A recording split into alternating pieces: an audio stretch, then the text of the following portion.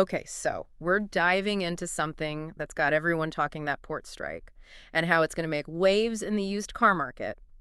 Buckle up, folks, because this is one bumpy ride. Yeah, it really shows you how everything's connected, right? I mean, a slowdown at the ports, that might seem like a whole other world, but it throws a wrench into the entire used car ecosystem. We're talking price hikes, empty lots, even waiting longer for repairs. It's a mess, So less like a joyride, more like a traffic jam then? pretty much. Okay, so paint us a picture here. What's actually happening on the ground because of this strike? So basically, fewer new cars are reaching dealerships, especially those imported models. Some estimates are saying we're looking at like a 10 to 15% drop in inventory over the next few months. So if you're after a specific car, especially something imported, you might be waiting a while. And longer waits, that usually means one thing, right? You got it. Higher prices. Oh, figures. It's basic economics. Mhm. Less supply, higher demand. And we're already seeing those prices creep up.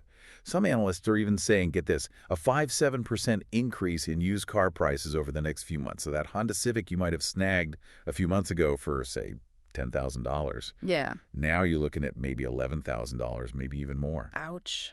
That adds up quick. It does. Okay, so finding the car is one thing, but what about keeping it on the road? If those parts are stuck on a ship somewhere, what happens if something needs fixing? Oh, this is huge. This is something people don't always think about. But yeah, that busted taillight, even just getting your car serviced could get a lot harder and pricier because those parts might be stuck overseas.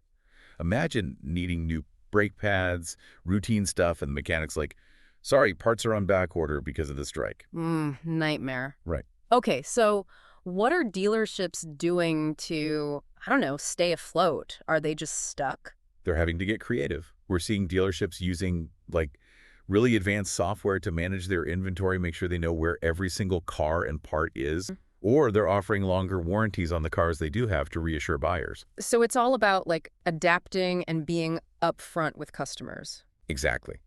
The dealerships that can clearly explain those potential delays, offer some other options, and build that trust with customers, they're the ones who are going to ride this out.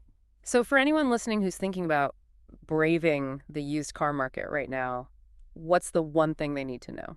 Knowledge is power, Mm. right? The more you know about how this strike could impact prices, inventory, even repairs, the better off you'll be whether you're buying, selling, or just holding on to your car for dear life. Mm-hmm. Do your research, compare those prices, and don't be afraid to ask dealerships what their plan is, how they're handling this whole strike situation. It's a whole different ballgame out there. One last thought before we wrap up.